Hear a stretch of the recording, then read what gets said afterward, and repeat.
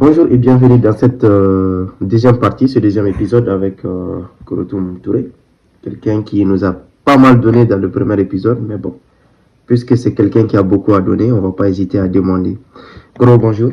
Bonjour. Merci de nous rejoindre dans cette deuxième partie. Alors, on va parler de tout ce qui est gestion du temps, de culture, d'influence, mais pas que. Koro, maintenant, pour démarrer cette deuxième partie. On t'appelle souvent Ina. Et même Ina la top. Oui. Pourquoi? Toi, Ina la togodi. C'est ça qui est mais on va démarrer avec ça. Je t'écoute. Déjà, merci pour ton invitation. Le plaisir est vraiment très partagé. Au plaisir. Et d'où vient ce nom? Le nom, il vient d'une certaine affirmation personnelle que j'avais dans le temps. Je sais que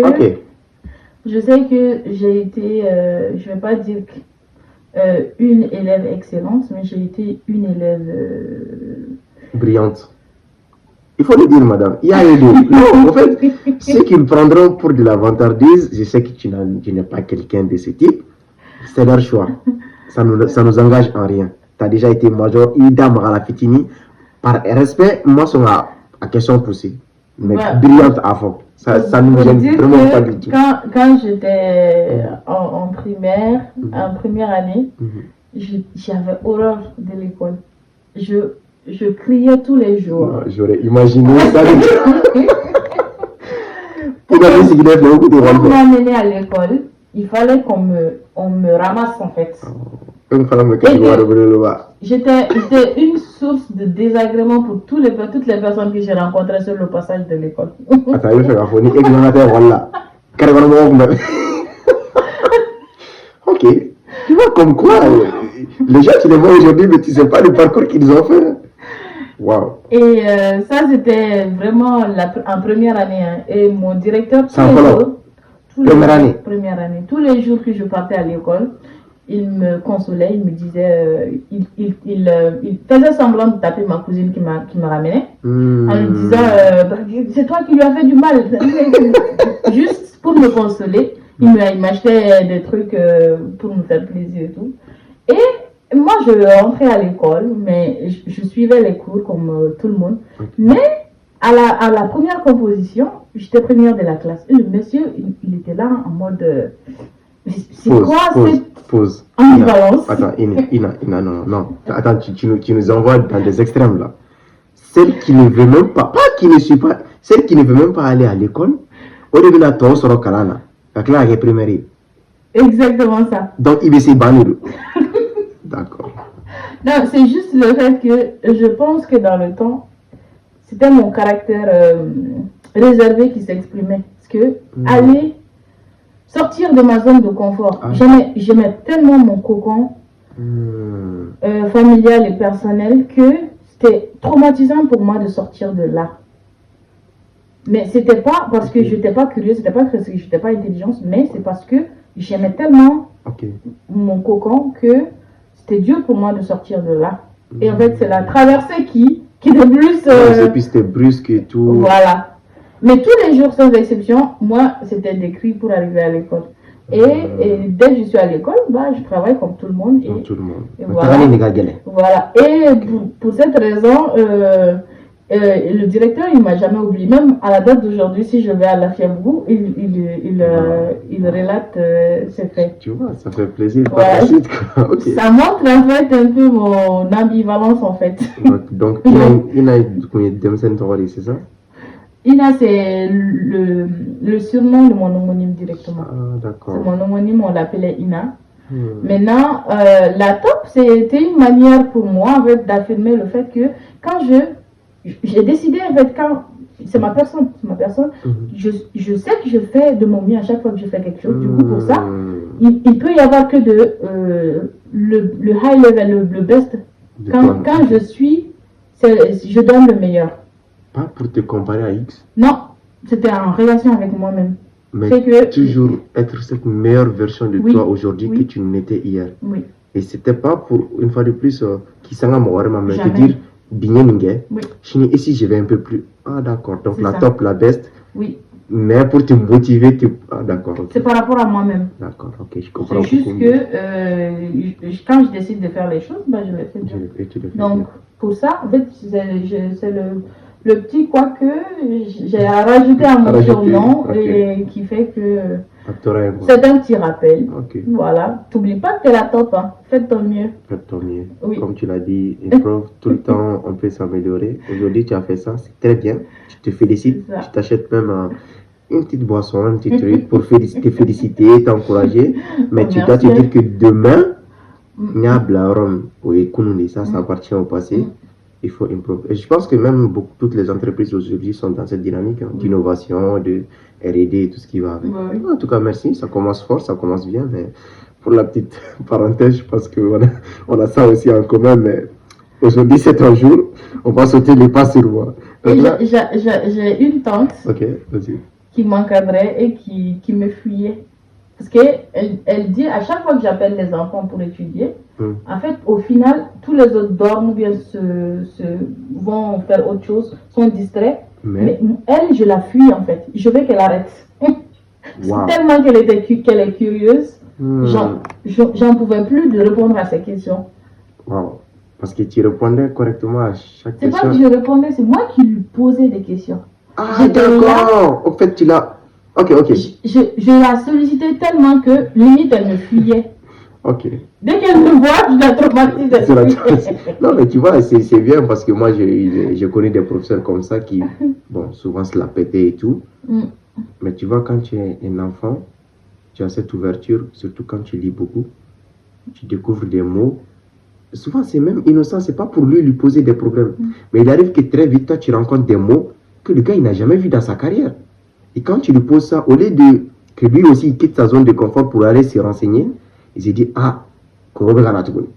donc je comprends un peu ce que tu dis. Et franchement, je pense que le nom, il te va bien déjà. Et si ça rejoint, voilà, il te remarque un surnom et puis la top qui te convient et qui définit ton cursus, ben, tant mieux.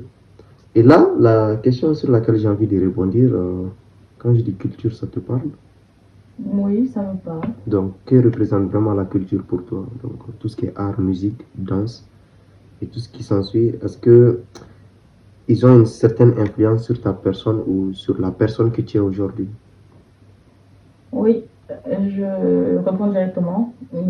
Il faut savoir que pour moi, la culture, c'est essentiel. C'est un moyen, c'est un exutoire. Je peux dire que c'est... Non,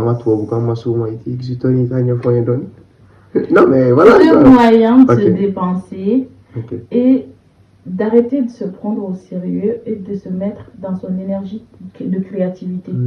Toujours trop sérieux n'est pas très sérieux. Voilà. C'est un moyen d'expression et de méditation. Ah ouais, même. Oui. À chaque fois qu'on est dans une bulle, on est en train de créer quelque chose sans forcément savoir quel est le résultat. Bah, on est dans le lâcher prise. On est dans l'énergie de la découverte et on est dans l'énergie de la créativité. En fait, de lui laisser faire. On essaye de faire quelque chose, mais on ne sait pas à quoi ça va nous ramener. Pas d'organisation, pas de structure. Non. En fait, c'est l'art au sens... Oui. Ok, d'accord, je comprends. La créativité, ça vient de la spontanéité. Ça vient de l'innovation, de l'expression juste innocente d'une pensée, d'une image, d'une photo, peu importe. Même ce matin, quand je passais, je prenais des photos de la nature. ça me parle, ouais. Ces petites choses aujourd'hui, malheureusement, les gens, ils sont tellement sous pression, ils sont tellement sous l'eau que... même quand tu prends un bus, s'asseoir, s'extraire du téléphone, de l'écran, apprécier les arbres qui défilent. Aujourd'hui, j'ai l'impression que et moi, c'est les choses qui m'attristent. Hein. Il veut le transport en commun dans notre vie. Peut-être un des gars marabout, c'est d'où l'on vient et c'est l'éducation qu'on a reçue. Même au robot, certains parce qu'ils n'ont pas eu ce background, mais d'autres parce qu'ils sont tellement focus sur leur téléphone. Ils n'ont juste pas vu. Ils n'ont juste pas vu. Qu'il y avait une personne dans le besoin, soit une personne à... Exactement, une personne âgée, je me dis... Une personne... qui sont prioritaires souvent pour ces places-là. Et moi, je me dis, tout ceci, ça crée des frustrations. Après, tu n'as pas parce qu'à ma place, il dit dans ton pays, dans ton éducation, dans ta culture, c'est comme ça. Oui. Mais quand tu es dans le pays des autres, ça fait un peu mal quand même. Ou quand tu vois des enfants, qu'on entre guillemets disent assimilés, je ne sais pas si toi tu as une définition à ce mot, mais il dit qu'après, et les parents ne font rien, ils sont juste là, ils subissent quoi.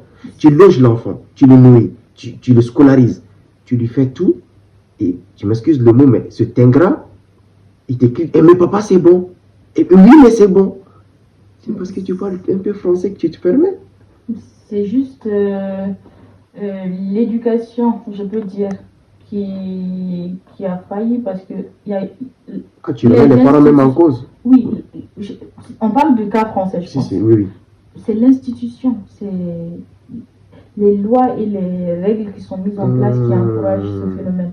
Parce que l'enfant, il a de tout temps entendu de la bouche de ses de ces instituts depuis la maternelle que en fait est-ce qu'on te fait quelque chose de spécial, dis-nous, on te tape à la maison, en fait on incite l'enfant à accuser les parents quoi. On titille l'enfant pour savoir si pour connaître en fait les conditions de vie de l'enfant. Pourquoi faire? À la base, je me dis c'est pour bien faire, pour lui. À la base, c'est pour bien faire, bien entendu, parce qu'il y a des parents qui sont irresponsables et qui sont violents. Oui, ça, on les reconnaît pleinement. Mais il faut dire qu'il y a des parents aussi qui sont normaux, et ces parents normaux ont actuellement des tas de soucis par rapport à l'éducation de leurs enfants parce qu'on leur inculque la valeur de je suis l'enfant, j'ai tous les droits et que on n'a pas le droit de me taper, on n'a pas le droit de me toucher, on n'a pas le droit de faire ci, j'ai des droits. Non, mais l'enfant... des droits, oui, mais tu as des droits, l'enfant a des devoirs aussi. Ben oui, et j'ai envie de poser directement cette question, est-ce que ça n'arrive qu'au noir? Parce que je me pose la question, est-ce que dans les familles où les enfants blessent qu'on leur demande ce genre de choses? Peut-être, c'est pas pour caricaturer, mais c'est pas parce que forcément tu es juste noir que tu es violent envers ton enfant. Même si oui, généralement, c'est des choses qui arrivent. C'est un cliché, quoi. Pas forcément, mais je pense que c'est un peu généralisé. Hein, ok, en tout cas, moi, je ne vais pas m'avancer parce que honnêtement, c'est quelque chose que tu vois, ça me fait vraiment mal. Mais ce que tu viens de donner comme explication, enfin, je ne savais pas que ça pouvait aller jusque-là. Aller demander à un enfant si tu es son parent, quoi. Logiquement, comme tu l'as dit, même s'il y a des parents violents, un parent ne va pas vouloir du mal à ce point à son enfant. Pas que violent, il y a des parents négligents qui négligent le bien-être de leurs enfants. Ah, tu vois, moi, j'étais un peu sur la défensive. Non, pas que violent. Il y a des parents qui sont négligents, qui laissent peut-être l'enfant avec des chaussures usées, qui le laissent avec des vêtements usés, qui ne leur donnent pas la cananite dans tes mains, la doni. Qui ne leur donnent pas les repas avant de sortir. Ce genre de choses, en fait. Ouais, parce qu'il y a une famille où les repas, c'est tellement structuré, le goûter, tout ce qui va avec. Voilà. Ah, d'accord. En fait, ici, l'institution se mêle de la vie. C'est la responsabilisation du parent. De la vie privée. Non, l'institution se mêle carrément de la vie privée souvent. Parce que lors des suivis, comment dirais-je, au niveau de post-accouchement, au niveau de la maternité, les agents chargés de la petite enfance posent des questions très personnelles. Est-ce que le bébé il dort dans son berceau? Est-ce qu'il fait ses nuits? Combien de fois il fait ci? Voilà. Ça peut être intéressant. Peut-être c'est pesant pour nous qui avons cette culture africaine. Si, c'est vraiment, il y a un suivi. Mais derrière, je pense que ça part d'une bonne intention. Oui. Et parce que moi, je trouve ça bien. Pourquoi? Tu n'es pas parent, tu ne peux pas comprendre, mais je me dis, il y a beaucoup de choses qui se passent. Déjà, qu'elle soit en accord avec elle-même. Voilà, qu'elle se respecte et son estime, sa confiance en soi. Donc je me dis, s'il y a cet accompagnement, avec Tchaman demain, mais comme tu l'as dit, il faut qu'il y ait le juste milieu, il ne faut pas qu'on empiète vraiment sur la vie personnelle des gens. En tout cas, merci, moi je n'avais pas vraiment compris ça en ce sens. Mais ni au lieu si c'est l'intention qu'il y a derrière, moi je pense que c'est très bien. Il y a une bonne intention derrière, mais il faut savoir apprendre à doser et à ne pas trop... s'impliquer et s'initier dans la vie des gens. Voilà. Et pas que, à ne pas trop, comment dirais-je, aller dans cette interrogation de l'enfant pour savoir ce que l'enfant c'est quand même vit dans sa vie en fait avec les parents. Les parents et tout, parce que le linge sale, c'est dans la famille. Donc si tu pousses l'enfant même à lui dire, parce que tout ce que tu dis, il peut faire de la donc tu comprends mieux maintenant, peut-être où il y a noté, on les inculque ça, et comme on les inculque ça, ils vont grandir avec ça, c'est une normalité. Il ne faut pas oublier que c'est la société peut-être qui a initié ça, parce que sûrement qu'il y a eu des cas où des parents étaient alcooliques, des parents étaient drogués, des parents, parce que ici on est dans quand même une société qui est dépressive et tout ce qui va avec. Dépressive et avec assez de mots et d'addictions, quoi, on peut dire. Par rapport à on fait dans le temps, on peut le dire, parce qu'actuellement c'est autre chose. C'est dégradé. Voilà. Parce que nous sommes digna, Farafina, la femme a ce temps de se reposer, parce qu'il y a les tantes, il y a les grand-mères. Et il y a même la tradition de donner 40 jours à la femme. Elle ne cuisine pas, elle ne prend. En fait, il y a toujours des soutiens. Ça, je connaissais pas. Il y a des soutiens. Il y a on va dire ça, des tantes, des cousines, des sœurs qui sont là, qui prennent soin de la femme, qui lui font à manger, qui l'aident à apprendre, qui l'aident à apprendre le bébé, etc. Et malheureusement, puisque nous on n'en parle pas assez, puisqu'on ne communique pas assez sur ça, tu vois, un Européen ou un Occidental lambda pense que nous on n'a pas ça. Il faut tout nous apprendre, c'est dommage. Ça m'attriste et ça m'exaspère même quand on dit Christophe Colomb découvrir l'Amérique ou des trucs comme ça. Tant que l'histoire de la chasse sera racontée par le chasseur, le lion aura toujours tort. Bon, j'en rebondis sur... Et c'est les accompagnements qui ne sont pas ici, parce que ici, on est seul, on est livré à soi-même, on n'a pas d'accompagnement après l'accouchement. Bon, on peut dire qu'on a un peu d'accompagnement pendant le temps des 3 jours qu'on fait à l'hôpital. Voilà, les puéricultrices, elles peuvent accompagner la maman. Elles sont débordées aussi. Oui, mais elles sont quand même présentes un minimum. Durant ton séjour à l'hôpital. Oui. Mais quand tu arrives chez toi, ils regardent ce décalage, parce que là, on s'occupe de toi et tout, et bam, peut-être que j'exagère. On te met hors de l'hôpital et on te dit, va cuisiner, va faire tout, et revient à ta réalité. Va faire tes nuits blanches. Il faut être préparé. Je ne pense pas qu'il y ait une école pour ça. Peut-être qu'il y a des gens qui font des... Je ne sais pas. Il faut être stoïque et mentalement fort. C'est nécessaire. Je pense que c'est compliqué. Sinon, il y a des femmes qui font des dépressions post-natales et qui ne s'en sortent pas derrière. Ah ouais. Ça, on appelle ça quoi, le baby blue, je pense. Donc il y a même un concept pour ça. Un terme pour ça. Et les hommes dans tout ça, pas sensibilisés, pas renseignés. Les hommes sont censés être dans l'accompagnement parce qu'il y a. Pas censé, c'est un devoir pour nous. Et je pense pour reconnaître ça, il faut d'abord se renseigner. C'est pas tout le monde qui le sait. C'est pour ça qu'on donne des congés en fait au papa ici en France, par exemple. Après l'accouchement, oui, le papa il a droit à quelques jours. C'est un droit. Mais oui, c'est un droit. Ok. En fait, le système est mis en place. Vraiment, il y a une bonne intention derrière, mais ceux qui le font, et comme tu l'as dit, certains aussi souffrent de la mauvaise expérience de d'autres. On veut tellement préserver l'enfant que souvent on tape sur certains qui ne l'ont pas mérité et quelque part on donne assez de droits à l'enfant au détriment des parents. Ok, merci quand même pour ces éclaircissements, Ina. Cette fois-ci, ce sera pas Koro, ce sera Ina. Et j'ai envie qu'on rebondisse sur quelque chose. Tu vois, dans l'épisode précédent, on a parlé de tout ce qui est développement personnel et tout ce qui va avec. Je pense que ça va nous suivre durant tous nos podcasts. Mais là, je veux qu'on fasse un focus sur la gestion du temps. On est dans une société quand même où le temps, c'est un privilège. C'est une denrée vraiment très précieuse. Toi, déjà, comment tu structures un peu tes journées ou sinon tes week-ends, que ce soit entre ta vie personnelle, ta vie professionnelle, mais comme tu as eu à me le dire plusieurs fois, prendre ce temps pour toi-même, pour voir la nature, apprécier la nature, faire ce bénévolat, mais aussi prendre souvent du recul pour te concentrer, te focaliser sur toi-même. Donc, comment est-ce que tu t'organises un peu, si tu peux nous en parler? Moi, déjà, à la base, je sais que le soin personnel et le soin de l'environnement, c'est indispensable à mon bien-être. Du coup, c'est une évidence, quoi. C'est une évidence. C'est vraiment 2 douches par jour. C'était pas ça ma question. Et après, bah, c'est la discipline, en fait. Faire son lit. Je vais faire un peu d'autres coups. Moi, j'ai pas dit ça, mais si tu veux le dire, il n'y a pas de souci. C'est déjà un peu de fontaine là-dedans, c'est important. Se brosser, se coiffer, prendre soin de ses cheveux, prendre soin de son corps, faire de temps en temps, je sais pas, 2 fois par semaine un shampoing ou 1 fois par semaine un shampoing. Peu importe, on a tous une routine, il faut quand même juste avoir le bon sens de le maintenir sur la langue en fait. Juste être régulier. Il faut juste avoir une routine pour les cheveux corporels, un masque visage par semaine ou bien chaque 2 semaines, un petit gommage. De temps en temps. L'hygiène, c'est important. Comment? L'hygiène, c'est important, d'accord?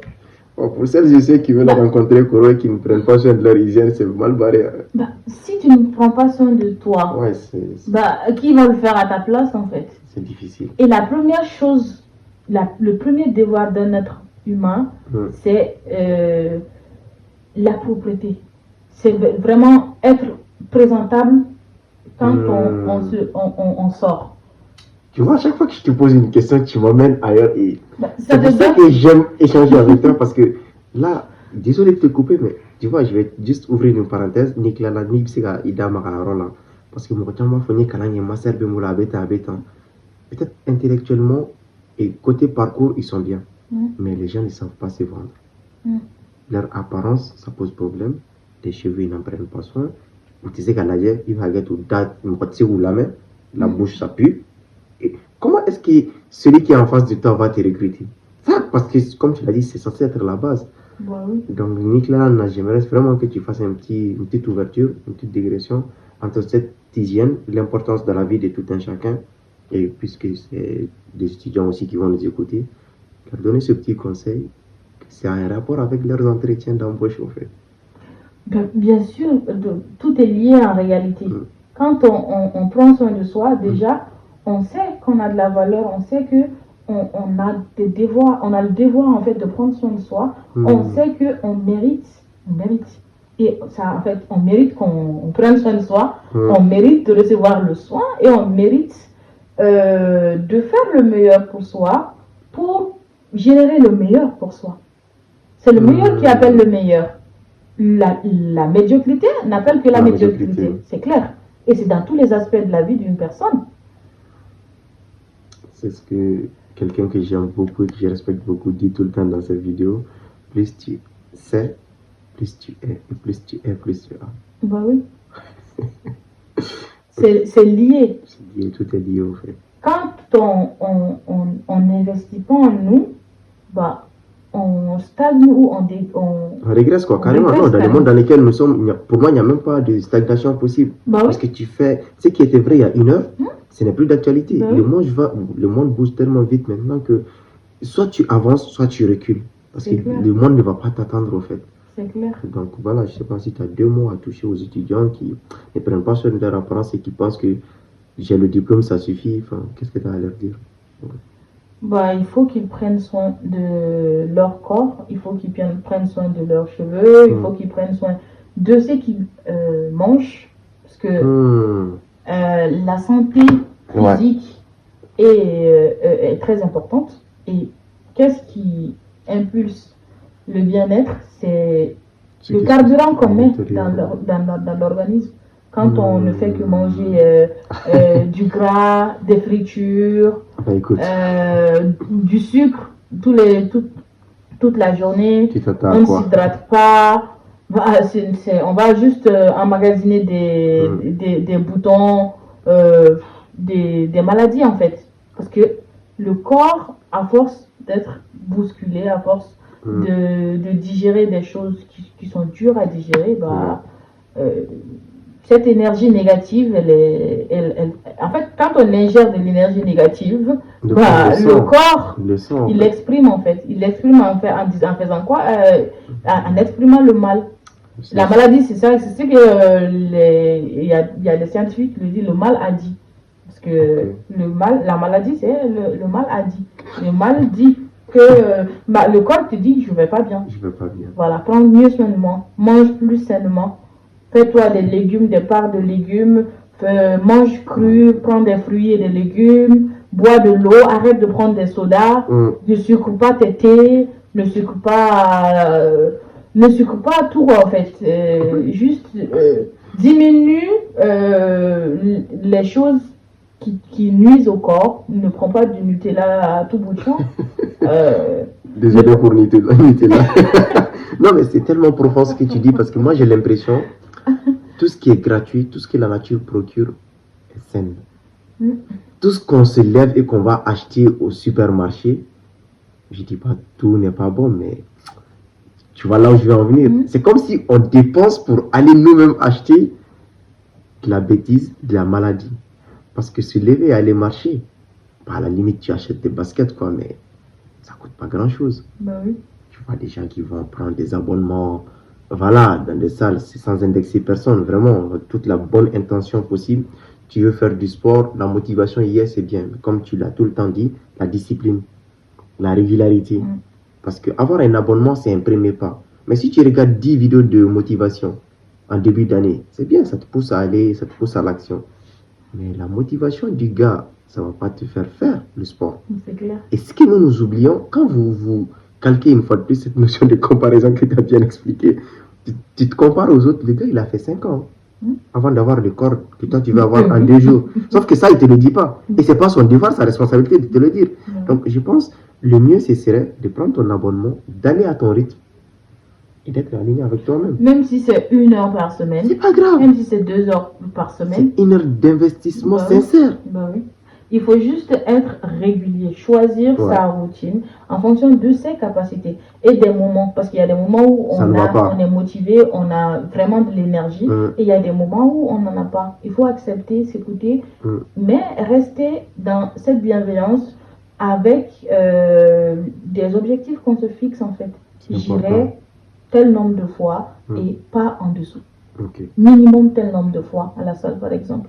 Ouais, je ferai telle chose minimum tel nombre de fois en fait. On se fixe des petits objectifs. Et c'est comme ça qu'on arrive à renforcer sa confiance en soi. Parce que attends, tu veux me dire que les gens ne vont pas à la salle juste pour faire du sport? Non, bah oui, on ne fait rien pour juste faire la chose. On fait tout ce qu'on fait, renforce une confiance en nous. Parce qu'on s'est fixé quelque chose.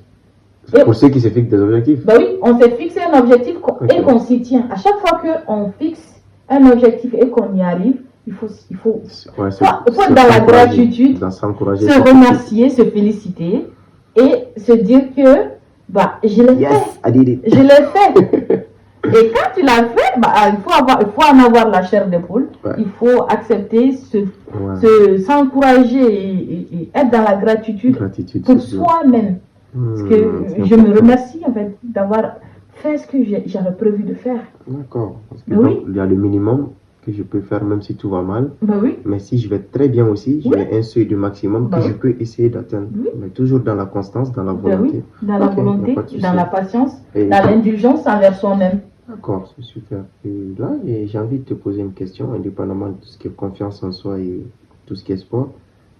Toi, tu sors, tu vas à l'étranger. En fait, quand tu arrives, tu tombes sur un ancien ou une ancienne. Et pour chacun d'entre nous qui avons eu le privilège, j'insiste sur le mot, le privilège de sortir, quand tu arrives, tu te calques sur ce que fait généralement ton ancien ou ton ancienne. À condition que tu aies un fort caractère et que tu aies un background. Sauf que pour la plupart, quand tu arrives, tu es jeune, quoi. Et malheureusement, il arrive des fois que tu tombes sur certains qui boivent. C'est leur réalité, on ne juge pas. Mais il y a certains aussi qui sont carrés et qui sont là pour leurs objectifs, qui te poussent à grandir. Enfin, comment est-ce que toi déjà, tes premières années se sont passées? Est-ce que tu as été victime ou est-ce que tu as bénéficié de ça? Est-ce que tu peux nous dire un peu comment est-ce que ça s'est passé pour toi? Je ne dirais pas que j'ai été victime, je dirais que j'ai été encouragée, mais pas par l'association à la base, en fait, ou un ancien de l'association, parce que je n'ai pas eu cette chance de savoir que l'association existait même depuis la base. Dès que je suis venue, c'est vraiment, j'étais seule dans mon coin, j'ai eu la chance de rencontrer un étudiant du master qui est guinéen, au lieu de le remercier. Attends. On lui fait un coucou, franchement. Donc, quand toi tu es venu, il n'y avait pas de Malien à l'époque ou bien. Non, je savais que ça existait, mais tu étais toujours dans ta zone de confort comme avec au premier cycle. Je n'ai pas eu les contacts nécessaires, je peux dire. Ah, d'accord. J'ai essayé, mais je n'ai pas eu les contacts nécessaires. Je comprends. Du coup, je suis restée un peu dans ma bulle, mais j'ai quand même eu ce monsieur guinéen avec qui, qui a fait le frère pour moi. Quoi, en fait. Je peux dire c'est le Ubuntu. Certains ne se posent pas ces questions. Quoi. Que tu sois malien, guinéen ou quoi que ce soit, burkinabé. Au fait, moi-même, j'ai eu la chance de rencontrer ces personnes exceptionnelles qui, dès l'instant où ils voient un étudiant, c'est leur frère, c'est leur soeur. C'est ça. Avant de chercher, je te mets en contact avec eux, c'est pas leur problème. Ils te donnent le nécessaire, ils t'amènent à la résidence, ils vont même à t'inscrire. Hein. Il a été ça pour moi. Voilà. Il a été ça pour moi. Il m'a expliqué les choses, comme lui, il était déjà là il y a et il était en partance. Il était en master, il m'a même prêté sa chambre pendant 1 semaine. Wow. Et franchement, le temps que j'ai quelque chose, quoi, en fait. Donc, j'ai vraiment été accompagnée. Je ne dirais pas que j'ai été victime de quoi que ce soit. Voilà. J'ai eu cette chance d'avoir été accompagnée, même pas par la communauté malienne, quoi, en fait. Il faut le dire. Ça, c'est important. J'ai toujours dit ça, même à tous ceux que j'ai eu la chance. Et une fois de plus, je reviens sur le mot, le privilège d'accompagner et d'assister. Parce que je peux dire même, à un moment, on a Congo la cinéma. Pour la petite anecdote, c'était un jeune, je vais taire la nationalité. Anana, ancien numéro d'Irama. Aya wuli atigi to cité de la Kafaye, ko ni busita. Mokokura. Demseni, première expérience. Je comprends la personne, je ne pose pas de jugement. Mais quand la personne est venue, tellement qu'il y a un agent de sécurité au Konkadi. Pour eux, quand un étudiant international vient, il n'y a pas de question à se poser vers ce qu'on l'oriente. Oui. Donc, automatiquement, où est né de Wele. Moi, je viens de l'accueillir. Et comme c'est quelqu'un aussi, franchement, ce n'est pas quelqu'un à problème. Oui. Et né pour moi, on lui était négatif côté. Oui. Donc,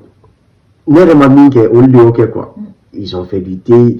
Le gars s'est senti tellement bien, il a été jusqu'à dire que je ne suis plus de tel pays. Okay. C'est les Maliens qui ont tout fait pour moi. Donc, sincèrement, je m'identifie dans ce que tu dis. Et moi, pour ne pas avoir de problème avec ces anciens et tout, j'ai essayé de l'expliquer. Ça a pris du temps. Mais juste pour dire que, ouvrir la parenthèse, quand tu viens dans un pays, il va combattre comme ça, vraiment un impact. Souvent, on ne prend pas le temps d'en parler, mais ni Benani Mokosoudoye, ou ni Yereb, quand Djamana Mokoye Kodo qui ça te marque. C'est vrai. Et souvent, on les fait sans arrière-pensée, mais je pense que nous qui sommes là, souvent, c'est même pas volontaire. Mais je pense qu'on doit prendre ce recul, de se dire, ok, c'est sa première expérience. Si ça se passe mal, ça va non seulement l'impacter, mais ceux qui vont venir et qui lui doivent assister, ça va les impacter. Et eux sont victimes. Imagine, c'est pas pour moi me mettre en avant, c'est quelque chose que j'aime pas du tout. Je me serais dit, imagine que moi, j'avais pas de contact avec ces agents. Qu'est-ce qu'il aurait fait au fait, le gars? Il serait délaissé tout seul à se débrouiller tout seul. Tu vois? À sombrer. Et dans un pays où on parle de contexte de racisme et tout ce qui va avec. Effectivement. Souvent, le déphasage culturel fait que quand on vient ici, directement on se sent seul parce qu'on n'a pas l'habitude de rester seul. Ouais. D'où on vient, on a nos parents, on a des amis, on a des frères et sœurs. Tout le temps. On est toujours entouré. Et le déphasage qui se crée que dès qu'on vient, on se sent seul. Seul dans sa chambre universitaire, seul à manger son plat au restaurant, à la cantine et tout. Mais bon, après, et cette solitude, au début, il faut vraiment se méfier de ça. En fait. Il faut vraiment se méfier de ça parce que ça dépend du mental de tout un chacun, mais ça peut être un danger pour le bien-être mental des étudiants. Voilà. D'où l'importance en fait de l'intégration à travers l'association. Toi, tu ne l'as pas eu, mais bon. Tu n'as pas eu de l'assaut, mais tu l'as eu, et chose que je félicite le monsieur, le Guinéen. Moi, le premier événement que j'ai participé de l'association dans le temps, c'était le thé barou. Du coup, c'était vers jusqu'au mois de mai, soins. Ça en vient en Donc, septembre, octobre. Donc, après, c'est pas de leur responsabilité aussi d'aller bah te oui, chercher, bah oui, mais bah bon, oui, voilà. c'était ma responsabilité. Comme tu n'as pas Donc, eu le bon contact au bah bon oui, moment, que ta priorité c'est de trouver un bah oui. logement, Ma de priorité, c'est t'inscrire, de m'inscrire, de de prendre valider les cours, mon le cours, visa, de exactement. prendre les cours, de chercher Tu un job vois, étudiant, on ne trouve pas, on ne trouve pas de... le temps de parler de tout ça, mais tu vois, Bah comment est-ce que le parcours, c'est le parcours du combattant en fait. oui, bah Il y a oui. beaucoup de choses qui te tombent dessus, Hum, qu'au préalable, avant de venir, tu ne savais pas. hum. Mais quand tu viens, tu apprends que tu dois faire ça, tu dois faire ça, tu dois faire ça. En fait, il y a des choses qui te tombent dessus alors que tu ne t'y attendais pas en fait. Donc, Mais il faut gérer quand même. il faut gérer. Et Dieu merci, on a pu gérer. Donc, on va remercier Ah, les on bonnes espère personnes. pour les futurs Non, mais si on étudiants. peut, on n'a pas de Bah oui. problème. Mais comme tu l'as dit, à un moment ou à un autre, il faut que l'étudiant aussi sorte de sa zone de confort. Et j'allais te poser la question et l'ambassade dans tout ça, mais bon, on va sauter sur ça. On ne veut pas de problème avec les uns et les autres. Donc maintenant, au-delà de tout ça, toutes ces difficultés que tu as eues, tous ces parcours, est-ce que toi, tu penses qu'aujourd'hui, tu es aligné avec tes principes et tes valeurs dans un pays qui n'est pas le tien, avec toute la pression socio-culturelle? Est-ce que Ina, aujourd'hui, pense qu'elle est alignée avec ses valeurs et ses principes? Oui. La présence ici m'a permis en fait de développer cette aptitude à rester seule et à apprécier ma propre compagnie. Autonomie? Ouais. Ok. Donc, je peux dire, j'étais autonome dans le temps. J'étais autonome, je peux dire, mais je n'étais pas indépendante émotionnellement. Cette évolution, c'est... Pour quelqu'un qui te connaît bien, je comprends là où tu veux en venir. C'est ici que j'ai pu développer cette indépendance émotionnelle. Et ça prend du temps. Ça prend du temps. Je peux dire, ça m'a pris des années. Ça m'a pris des années pour accepter ces parts de moi, pour accepter déjà que mes dépendances émotionnelles nuisaient à ma vie personnelle. À ma vie personnelle et à mon évolution carrément en fait. Et avec le temps, avec le développement personnel, on ne peut pas s'empêcher d'en parler. Et ben, aujourd'hui, je ne peux pas me proclamer suffisante et indépendante à 100%. Totalement, ouais. Mais tu es sur le chemin. Je suis sur le chemin. Super, formidable. Et là, moi, je vais te faire revenir un peu en Algérie, des aides. Je sais que ça t'évoque beaucoup de souvenirs. Quand je dis que Miss Miliana, quand je te dis Blida, je te vois déjà dans les transports, les trajets et tout ce qui va avec, mais c'est pas là où je veux t'amener. Quand je te dis la chaîne, mais laisse-moi terminer quand même. Quand je te dis la chaîne, ça t'évoque quoi? Tu as faim, tu veux manger, tu veux faire la chaîne, même si tu es seul, on te dit que tu fais le tour. Durer la chaîne. Qu'est-ce que ça t'évoque comme souvenir tout ça? En réalité, j'ai eu la chance d'être au centre universitaire de Miss Miliana. Ok. C'est après que tu es parti à Blida, c'est ça? Oui. Okay. Pendant les 3 ans, j'ai eu le privilège de ne pas faire la chaîne. Comment? Ah, tu t'es mystère. Non, attends, tu vas me dire que toi tu venais, tu prenais ton plâtre. Ok, on n'a pas le même problème. Hein? Non, je m'attendais à un truc, ouais, on m'a fait ceci, on m'a fait cela. Donc toi tu viens, dès qu'on te voit. Nous, on était une trentaine d'étudiants africains, toutes nationalités confondues. Ah d'accord. Il y avait des Comoriennes, vous avez des une communauté quand même. De femmes à la cité de c'était filles. Un type internat? Oui. Ah ok. On avait... on était dans des cités universitaires, bien sûr. Oui, mais moi je comprends ça. Notre cité universitaire, c'était le même restaurant où on partait. C'était le même restaurant que le restaurant de l'université, en fait. Donc, c'était les deux à la fois. Voilà, à midi, les étudiants, tous les étudiants viennent manger, mais le matin, nous, on passait. Ah, d'accord, ok, je comprends. Le matin et le soir. Donc, vous voulez me faire comprendre que vous, votre communauté africaine, on vous donne ce privilège. Alors qu'il y a les étudiantes algériennes qui sont là. Pour une raison bien spécifique. Laquelle? Parce que, pour question de... Conflit. Il y avait... On va revenir. Donc là, je vais te couper court. Donc déjà que tu parles de Balaou et tout, j'anticipe la question. C'est pas moi. Je t'accuse pas, je te pose la question. C'est quoi l'anecdote avec la Tchadienne? La Tchadienne, comme elle parle arabe, elle comprend en fait les Algériens, elles comprennent les Algériens, et elle s'empêchait pas en fait à chaque fois qu'elles avaient des commentaires négatifs de se mettre à tabasser, de tabasser carrément les Algériennes quoi en fait. Donc quand ça venait à la main, c'était élucidant et à force de voir cette situation déplorable, bon, parce que on m'a pas quoi. Il a créé d'âme là.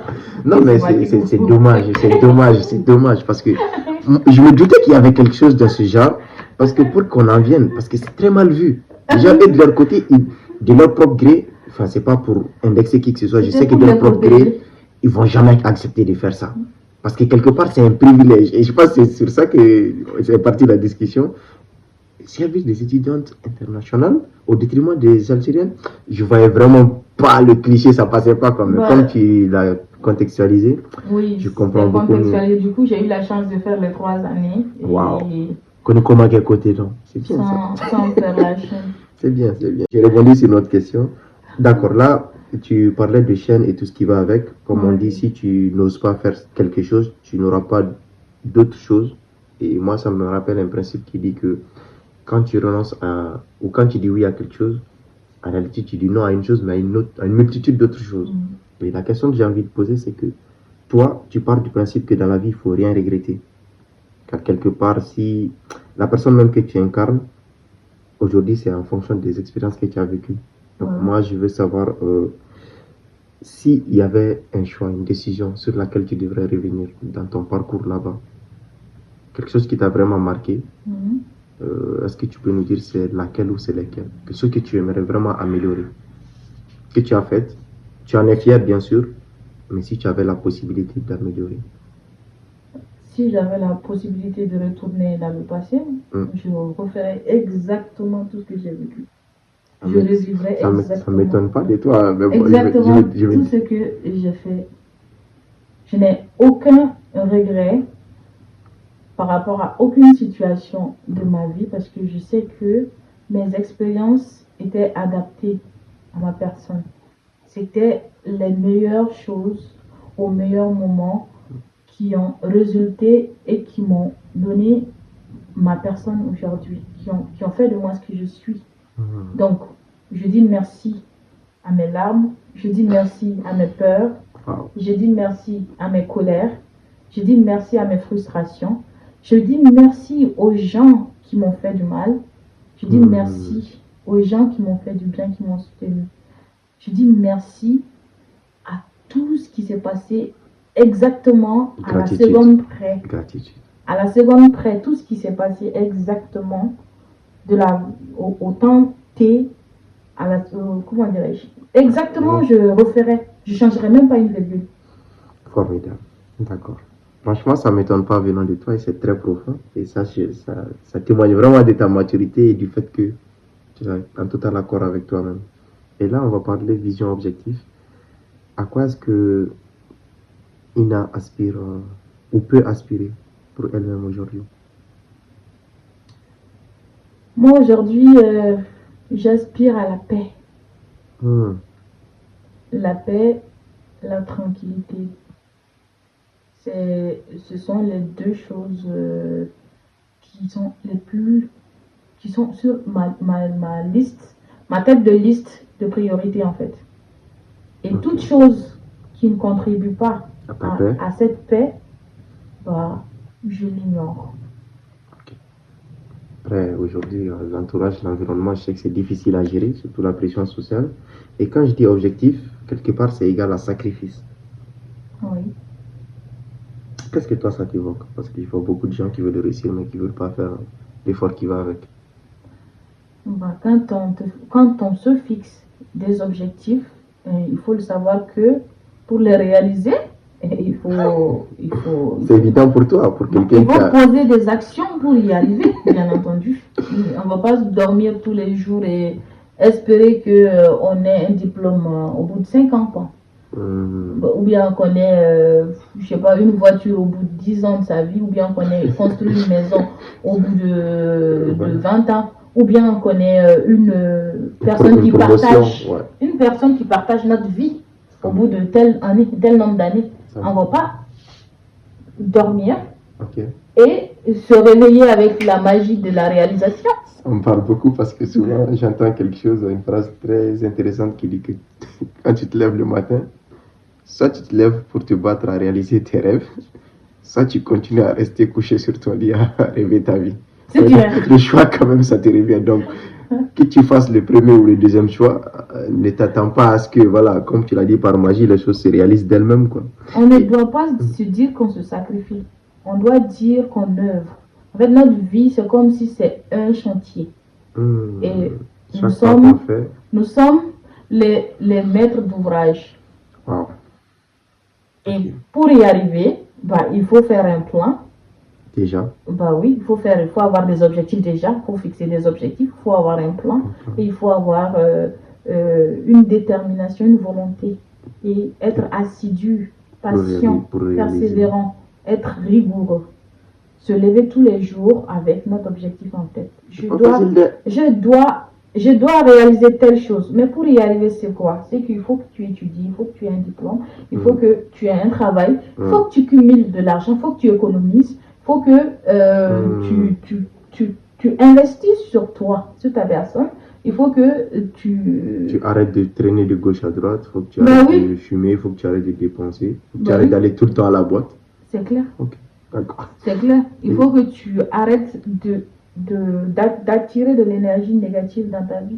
Quand tu arrêtes d'attirer de l'énergie négative, à la fatigue, je sais pas, les gueules de bois, c'est dommage. Les personnes toxiques qui te pourrissent la vie.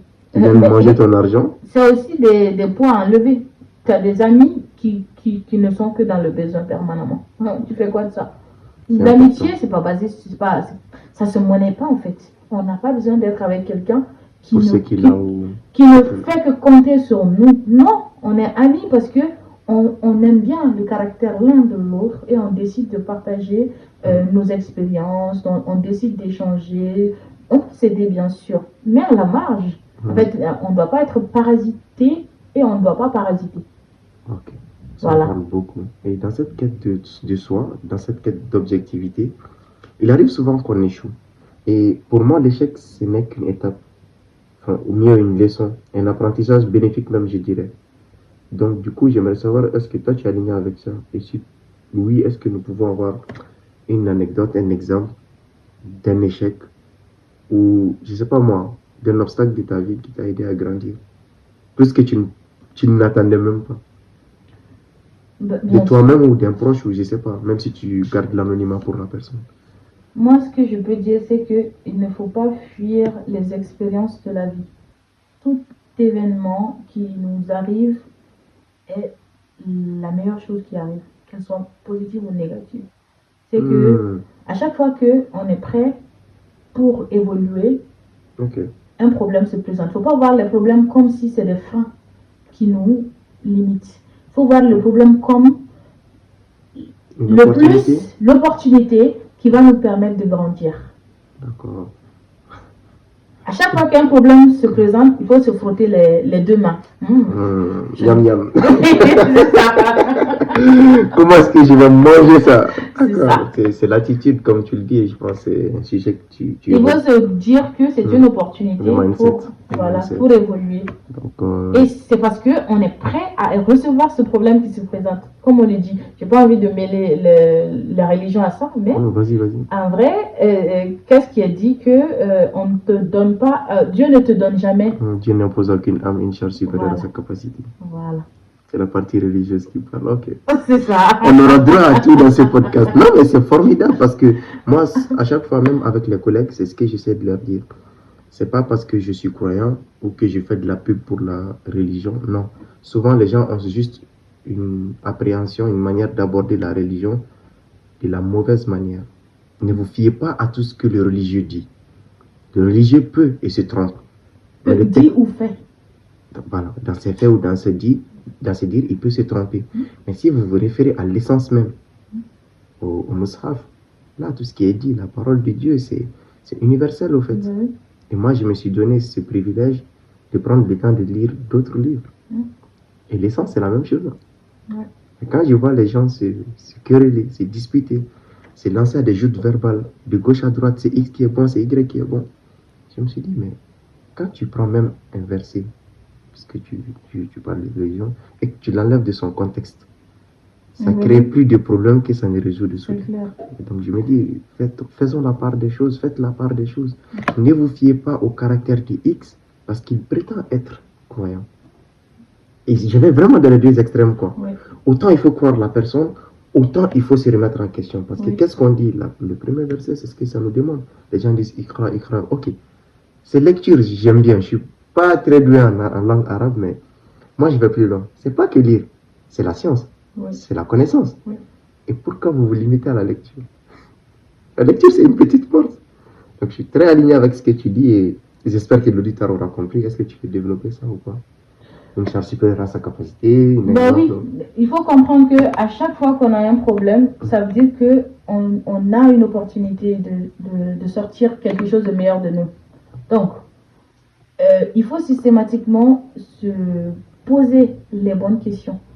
Et la première question à se poser, c'est que ce problème, est-ce que je peux le résoudre ou pas? D'où le stoïcisme. Est-ce que j'ai, en tant qu'humain, la capacité, je sais pas, matérielle, financière, émotionnelle, tout ce qui va avec, à régler ce problème? D'accord. Donc, si c'est un oui, je suis d'accord, je pose le problème. Déjà, il faut accepter le problème. Voir le problème, il est là. Oui, je t'accepte ce problème. Je vais essayer de voir si tu reçois d'abord. Voilà. Tu fuis pas, il ne faut pas fuir le problème. Ah d'accord. C'est que beaucoup d'entre nous. La solution se trouve dans le problème. C'est ça le souci. Quand tu ne regardes pas le problème, tu ne trouveras jamais la solution. Tu m'arrêteras, c'est pour t'interrompre. Je pense que c'est Churchill qui dit pessimiste voit une difficulté dans chaque opportunité. Et un optimiste voit une opportunité dans chaque difficulté. Ok. C'est ça. C'est tellement fou ce que tu dis, mais. Donc il faut recevoir vraiment le problème. C'est ça. Il faut recevoir le problème, l'accepter, l'accueillir avec bienveillance, l'accueillir avec gratitude. Et maintenant, se poser les bonnes questions. Et quand on a les capacités en tant qu'humain à trouver une solution à ce problème, on met un plan de résolution du problème et on s'exécute. Le problème, comme on le dit, ce n'est pas de tomber. On peut tomber 1 milliard de fois. Mais le problème, c'est de rester au sol. Pas rester là au sol. Il faut d'où la notion de transformation. Et le mot phénix, moi j'adore ce mot. Le phénix qui renaît de ce sang. Il faut voir le problème à chaque fois qu'on est attaqué, que ce soit spirituellement, que ce soit financièrement, physiquement, peu importe. Le souci, ce n'est pas de tomber. Le souci, c'est d'accepter la situation, mais de trouver la force de se relever et de devenir une meilleure version de soi-même. Je pense que quand tu dis ça, ça me rappelle le gars des enfants de Thomas Edison, qui avait fait plusieurs expériences. Et j'aimerais qu'on fasse la digression parce que j'ai suivi un documentaire, un imam que je respecte beaucoup. Apparemment, ce n'est même pas Thomas Edison qui aurait vraiment créé, mais bon, il paraît qu'il s'est inspiré des travaux d'un certain Joseph Swan. Mais c'est pas la comparaison que je veux faire, c'est rebondir sur ce que tu dis. C'est pas qui a fait quoi ou comment il a fait, mais comment est-ce que cette personne a fait et quel est le rapport, quelle est cette leçon que moi je peux tirer, comme tu l'as dit, pour aller chercher ces clés. Parce que si on devrait se disputer sur qui a fait l'ampoule aujourd'hui, après, c'est pas qu'on s'en fout, mais du moment où ça t'éclaire et ça te permet de faire tes besoins. Tu n'as pas besoin de. Voilà, mais si le monsieur il avait abandonné, je pense qu'on n'en serait pas là aujourd'hui. Donc je suis totalement en accord avec ce que tu dis. Donc que tu sois étudiant, je m'adresse là à l'auditoire, que tu sois un commerçant de ton état. Alors. Peu importe le statut d'une personne, que tu sois même une femme au foyer, même une femme au foyer a des tas de problèmes dans la journée. Ça, je le dis tout le temps. Elle a plus de problèmes que celle qui va travailler. En fait. On parle de management. Le management, moi, j'ai pas vu plus manager que mes mamans, mes soeurs. Mais oui, elles gèrent plusieurs choses à la fois. Non, elles gèrent tout carrément. Elles sont vraiment tous les métiers compris. Le médecin, l'infirmier, le bricoleur. je sais pas, le plombier, tout. C'est pour ça quand... Le nourrice, la nounou, je sais pas, en fait, c'est tous les métiers du monde qui se réunissent à une seule personne. Et généralement, elles se plaignent pas trop. Hein. Mais même si elles se plaignent, je me dis, c'est quelque part légitime quand même. En tout cas... Elles ont le droit. Mais il faut toujours rester dans la gratitude. Dans la gratitude. Je prône en fait cette nécessité de rester dans la gratitude, quelle que soit notre situation en fait. Parce qu'il y a des choses qui sont dépendantes de notre volonté, il y a des choses qui ne le sont pas. Et il faut avoir cette sagesse de savoir quand est-ce que la chose dépend de ma volonté et que je peux gérer. J'ai un moyen d'action là-dessus, ou quand je ne peux pas et que je n'ai aucun moyen d'action que soit d'accepter le problème, soit de l'ignorer. Souvent, il y a certains problèmes qui se règlent juste en les ignorant. En les ignorant, ouais. Voilà, tout seul. Ok. Et là, quand tu me parles de sagesse, de recul et d'acceptation, moi, ça me fait penser à quelque chose, au fait. Qu'est-ce que tu as à dire? Je reste dans le contexte et dans l'exemple parce que ça répond vraiment à la question, ou ça donne une piste de réponse. Toutes ces mamans, toutes ces femmes qui donnent beaucoup. Et qu'est-ce que tu préconises ou qu'est-ce que tu peux dire à ces gens qui ne se priorisent pas assez? De se dire, ok, j'ai tel problème, mais il faut que je comprenne, il faut que je sache que, en fait, je dois avoir du recul, me focaliser sur moi-même pour ensuite essayer d'aborder les choses. Parce que j'ai l'impression que, c'est pas que les femmes, mais je prends ce contexte parce que c'est quelque chose qui touche pas mal de nos sœurs.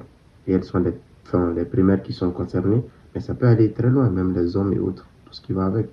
Comment est-ce que tu peux conseiller ou tu peux amener quelqu'un qui ne se priorise pas assez, qui donne tout le temps son temps aux autres, qui focalise toute son énergie sur les autres et leurs problèmes, mais qui s'oublie? Ok. Moi, je pense que à la base, c'est déjà un mal.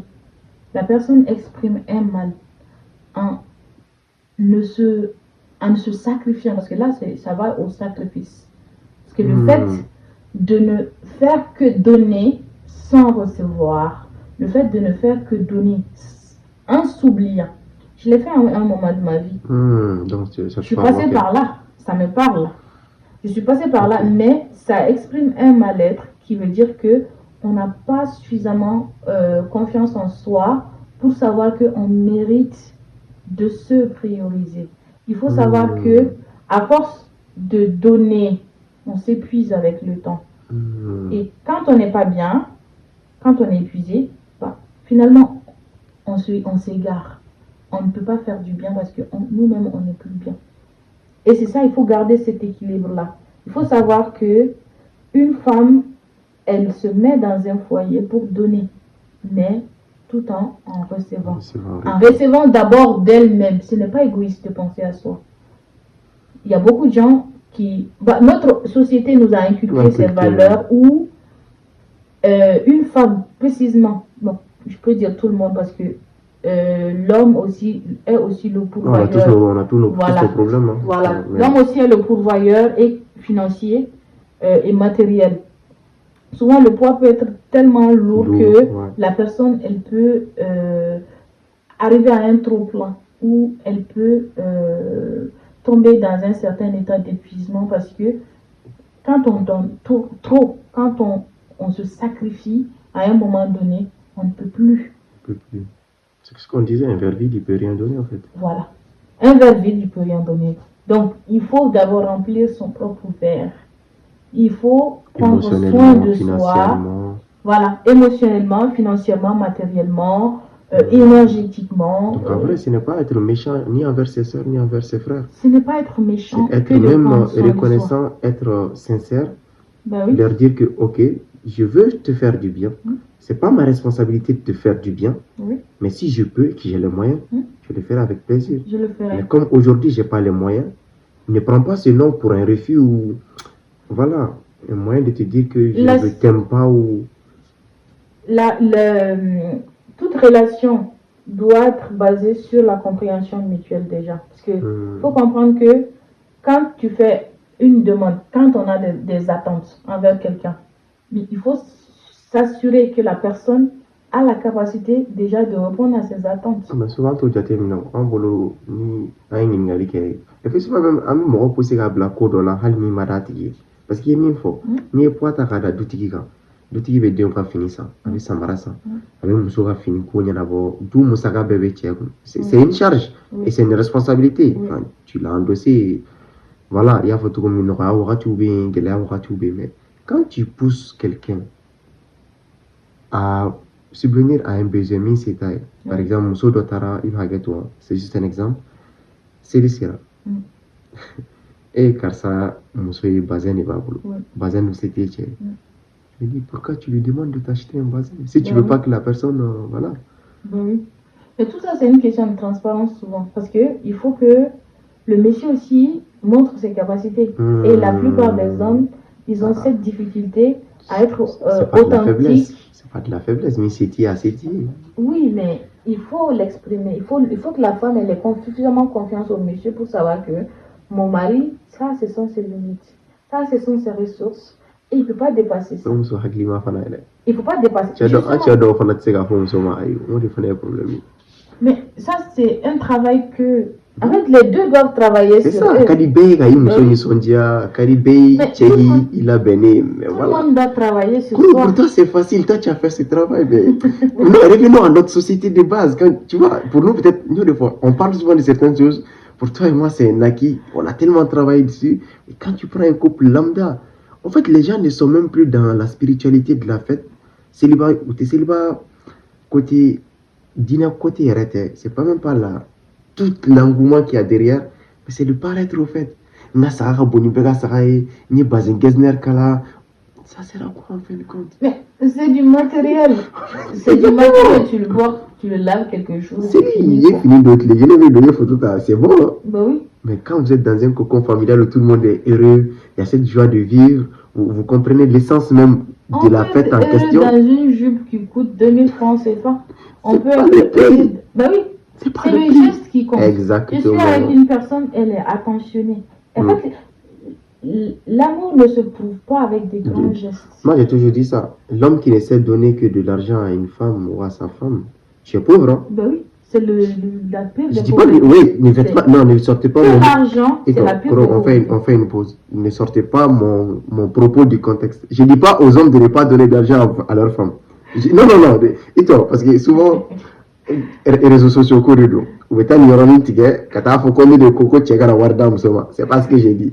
S'il vous plaît, écoutez ce que je dis, prenez le temps de méditer, de comprendre et de grâce ne sortez pas mes propos de leur contexte. J'ai dit à quelqu'un qui warda musoma mais ici c'est de grâce kanati a deux problèmes en voulant trop plaire à la femme ou à la belle famille, aller se mettre dans des trucs ou bien ni fin cadeau ni pas faire une belle famille. C'est ton droit, c'est ton devoir. Ben oui. Mais nini c'est domi, fais ce que tu peux. Oui. Parce que tellement on veut plaire aux gens, tellement qu'on veut montrer que voilà, c'est pas parce que d'autres ni molobora et qui font on ne peut donner que ce qu'on a. Ce qu'on n'a pas, si tu veux l'inventer, tu te mets dans des problèmes. C'est clair. Mais j'ai un chef qui disait que donc, enfin la phrase elle sort. Je te laisse développer. Quand j'aime bien cette phrase, je la répète tout le temps, c'est que c'est mieux d'être dans le besoin insatisfait que d'avoir des gens à sa trousse, des gens avec qui on a pris de crédit et qui nous cherchent, ou bien des gens ou bien des policiers qui sont à notre chasse. C'est insupportable. Voilà, c'est insupportable. Mieux vaut être en paix avec un vêtement de 1000 francs qu'on a acheté parce que c'est ça qu'on a. Voilà, c'est ça qu'on a comme moyen que de forcer d'aller emprunter 50 000 francs avec quelqu'un et acheter du bazin et après avoir la personne sur ton dos à te harceler. Mais c'est tellement profond ce que tu dis que je me demande même mentalement comment ils supportent ça. C'est dur. La pression mentale, c'est... Mais tout ça, c'est des questions en fait d'estime et de confiance en soi également. Parce qu'il faut savoir que le matériel, ce n'est que du matériel. Tu vois, le vrai riche n'accorde pas d'importance au matériel. Non, on le voit tous les jours. Il sait qu'il a de l'argent. Il n'a rien. Il a besoin de rien prouver à qui il n'a pas besoin de prouver qu'il est riche. Tu trouveras que toutes les personnes qui font semblant d'être quelqu'un qu'ils ne sont pas en s'achetant des gadgets de marque et tout ce qui va, ça cache un besoin émotionnel d'approbation. C'est des gens qui manquent de confiance en eux, qui ont besoin de paraître pour se sentir bien parce qu'ils s'identifient à l'objet qu'ils portent. Wow. Parce que quand tu portes ta jupe à 4000 francs CFA, et que si tu dis pas à une personne, comment elle le saura?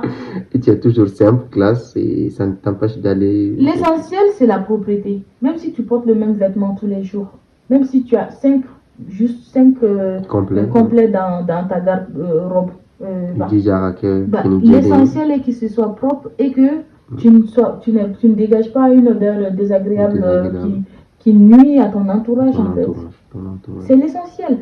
D'accord. En tout cas, merci quand même. Ça ne sert nullement en fait de vouloir vivre au-dessus de ses moyens, de se mettre dans des problèmes. C'est vraiment, c'est crescendo, ça génère de plus en plus de problèmes. Ça commence par la confiance en soi, ça va se terminer à la prison. Merci quand même franchement d'éclaircir ce point parce que je sais que beaucoup de personnes souffrent de ça. Donc, certains le savent, mais sont, comme tu l'as dit, dans ce cercle vicieux où tu as le bois là, tout comme, mais comme tu l'as dit, la seule et unique solution, c'est d'être vrai et en accord avec soi-même.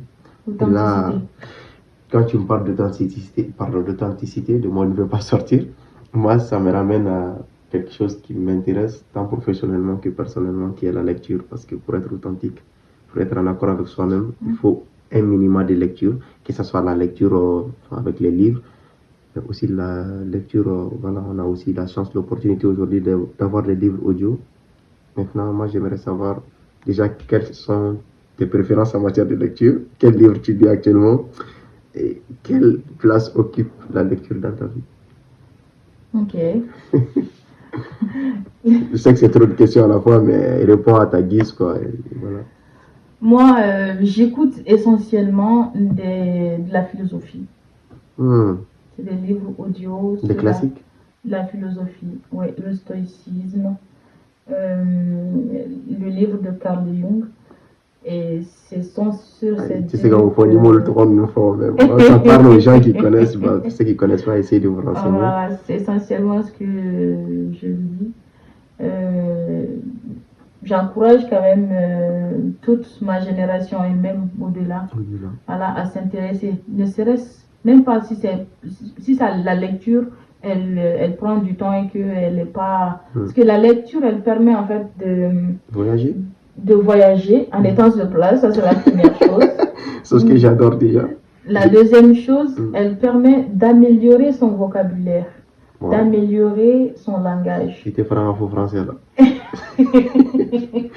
Non, moi j'aime tout le temps dire ça des fois après ça ne m'excuse pas de faire certaines fautes quand même. Mais de toutes les façons, le français est assez complexe et avec le féminin et le masculin, souvent c'est trop compliqué. On est tous dans ce dilemme souvent de choisir entre les là.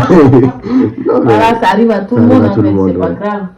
C'est pas grave. Le problème, c'est que on doit juste rester dans l'optique de l'amélioration personnelle continue, voilà. L'amélioration de sa vie personnelle, de sa vie professionnelle, de sa vie intellectuelle, de sa vie émotionnelle, de sa vie financière. On doit toujours rester dans cette optique d'amélioration de soi. Voilà. Une vie saine, c'est une vie équilibrée où on ne vit pas au-dessus de ses moyens, on reste sobre. On reste sobre. Et souvent, les gens s'encombrent avec du matériel, souvent, dont qui n'utilisent. On n'en a pas besoin. Même pas. Et comme tu l'as dit, l'impact des réseaux sociaux, les conséquences. C'est ça. Tu vois un truc chez nous, je sais pas, comment on appelle, c'est pas pour faire de la publicité et tout, mais souvent je vois des notifications.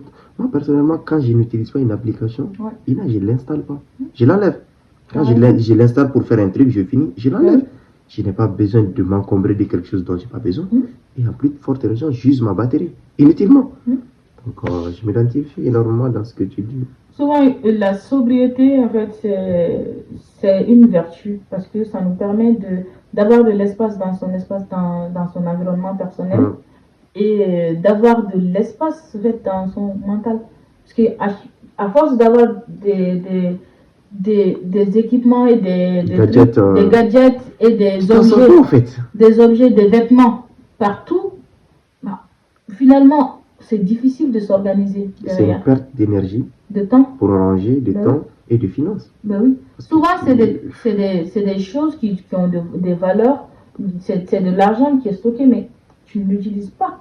Tu peux faire des mois, des années, tu ne portes pas la chose, tu n'es pas en capacité de t'en débarrasser parce que tu as mis de l'argent là. Et souvent, tu es attaché émotionnellement parce que ça n'a aucune utilité. Ben oui. Moi, c'est pour ça que je travaille à beaucoup me détacher des choses. Et surtout, je rebondis sur quelque chose que tu viens de dire, l'organisation. Moi, je ne peux pas travailler dans un environnement, il y a un mot vilain qui me vient, mais je ne peux pas le dire, dans un environnement désorganisé.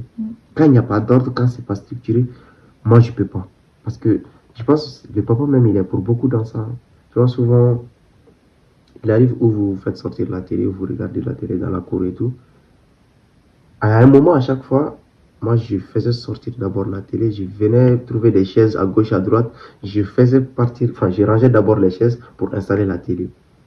Et là, c'est un pédagogue. Et un jour, il m'a dit, mais est-ce que ce ne serait pas plus simple de dégager l'espace où tu vas installer la télé et ensuite apporter la télé? Parce que là, tu le fais en 2 temps. Mais si tu t'assures de bien organiser et de bien ranger tout ce que tu as comme obstacle, et tu sors la télé, tu l'installes.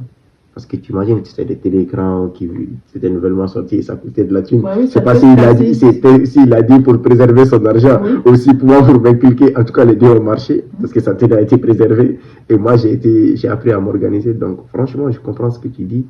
Et moi, j'ai eu la malchance de rencontrer beaucoup de personnes dans ma vie estudiantine. Il y a certains, tu les vois très propres, c'est sans jugement, dehors, mais tu sais qu'à douche, ils sont c'est pas pour pour porter préjudice à qui que ce soit, mais je reviens à ce que tu dis, organisation, propriété, ça commence d'abord à l'intérieur. Ne reflétons pas ou ne prétendons pas vouloir refléter quelque chose à l'extérieur qu'on n'est pas, parce que de toute façon, ça va se savoir. Et je sais pas si tu as d'autres types de lectures à proposer, sinon j'ai envie de rebondir sur notre question. Les livres essentiels. Qu'il faut lire, les classiques. Ah, ok. Les livres religieux. Ok. Le Coran, la Bible. Si tu peux tout lire, c'est ça? Oui. Ok. Moi, je suis aligné avec ça parce que moi, je suis dans l'exercice aussi. Comme je te l'ai dit, j'ai pris le privilège et le plaisir surtout de lire. En fait, ça descend de la même source. C'est à des époques différentes, sauf que les gens ne peuvent pas comprendre. Et quand je vois les guerres, les conflits... Il faut avoir cette ouverture d'esprit, accepter les différences et les évolutions temporelles, ouais. Voilà. Parce que chaque prophète, paix sur eux, était venu à des époques différentes, avec des messages différents, mais avec le même message unique. Bon, comme on n'est pas des experts en religion, de sagesse, exactement.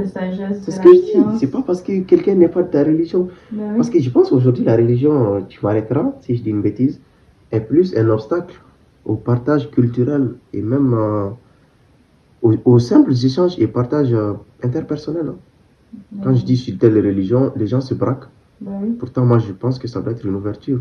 Je peux être avec toi, partager ou collaborer même, ça va loin, avec toi, sachant que tu es d'une autre religion. Mais notre conviction, c'est personnel. C'est des relations verticales, c'est pas horizontal. On est d'accord? Donc, à quel moment je laisse ma spiritualité impacter sur mon engagement professionnel? Tu as fait un choix, tu as signé un contrat. Mais bon, ça c'est un sujet que j'espère et que je veux qu'on laisse à un autre jour, parce que si on se lance dedans, on ne va pas s'en sortir. Du coup, j'ai envie de te poser une question qui est la suivante. Selon toi, qu'est-ce que la lecture peut apporter à quelqu'un, un étudiant, un professionnel? Parce que tu as parlé déjà de voyage. Oui, ça permet de s'évader, de voyager en restant à moindre coût, quoi. À moindre frais, sans dépenser. Bon, des lustres, quoi, en fait. Le livre max va te coûter 50 €, 10 €, 20 €. Quand même, n'abuse pas, Ina. Toi, tu es capable d'acheter des livres à 50 balles, c'est pas tout le monde. Moi, à 50 balles, je vais me trouver 3 à 5 livres. Mais bon, anyway, ça dépend du budget de chacun et des capacités de chacun. Oui, mais la lecture, elle est essentielle à l'évolution. Ça contribue énormément. Personnel comme bah professionnel. oui, Ok. personnel comme professionnel. Il faut jamais arrêter de lire. Ok. Et c'est une prescription même du Coran, par exemple. C'est une prescription. En fait, Effectivement. en fait, c'est même lié à notre propre bien-être. Parce que Bien-être. les neurones du Ils ont besoin cerveau, d'être stimulés. Oui. les neurones du cerveau ont besoin de créer de nouvelles connexions. Et comment se créent les nouvelles connexions? C'est en les sollicitant, en fait, Ouais. en essayant de mémoriser. Même les prises de notes tout le temps pour se rappeler des choses, il faut essayer de s'en débarrasser. Il faut essayer d'utiliser le cerveau. Plus on l'utilise, plus il devient fonctionnel plus longtemps. Plus longtemps. Et moi, j'ai mon grand-père qui vient de décéder il y a son 2 semaines.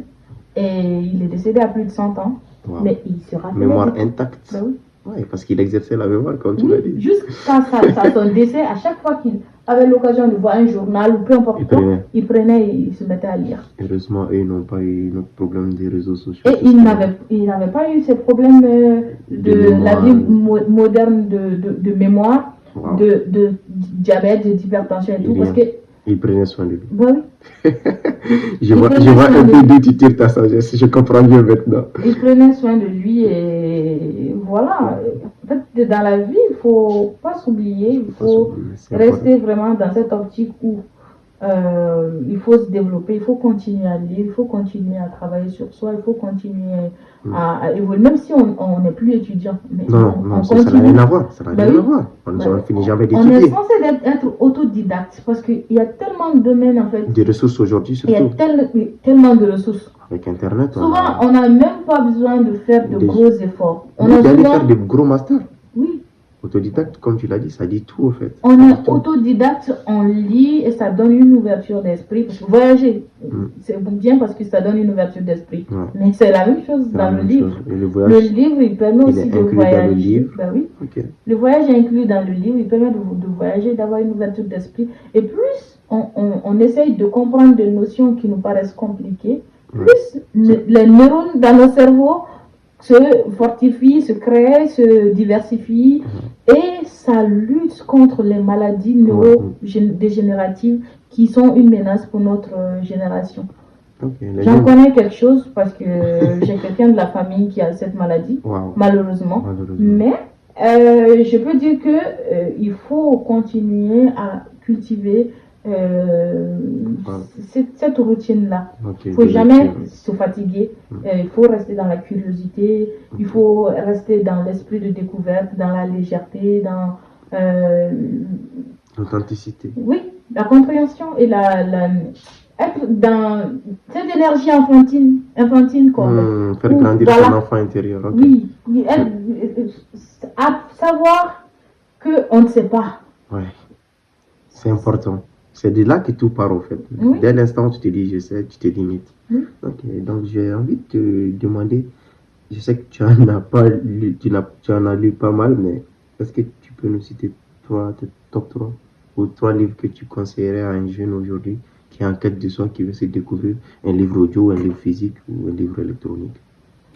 Non, pas spécialement, mais je conseille juste de lire. Okay. Je conseille juste de lire. Okay, en fonction des domaines bien précis, parce que il faut poser le contexte. Voilà, il faut poser le contexte. On n'a pas les mêmes centres d'intérêt. Oui, on n'a pas les mêmes centres d'intérêt. Parce qu'il ne faut pas inciter à obliger un peu les gens à s'intéresser à ce que nous intéresse. J'ai toujours eu ce problème personnellement. Voilà. Il faut accepter qu'on a une personnalité, on a des besoins, on a nos centres d'intérêt, nos envies, nos réalités. Voilà, et il faut accepter cette différence. Il faut accepter que l'autre soit différent. Il faut juste encourager l'autre à aller découvrir. Mais c'est l'autre qui définit quoi en fait. Comme on le dit, la liberté, ma liberté s'arrête là où commence celle des autres. Voilà, commence celle des autres. D'accord, nous arrivons au terme de ce deuxième entretien. En tout cas, je te remercie une fois de plus pour toute l'estime à mon égard. Je reçois et j'apprécie vraiment. Et maintenant, pour un jeune qui nous écoute et qui aspire à la réussite, que lui dirais-tu? Par où et quoi doit-il ou doit-elle commencer selon toi? La première des choses, c'est de cultiver la confiance en soi. Très important.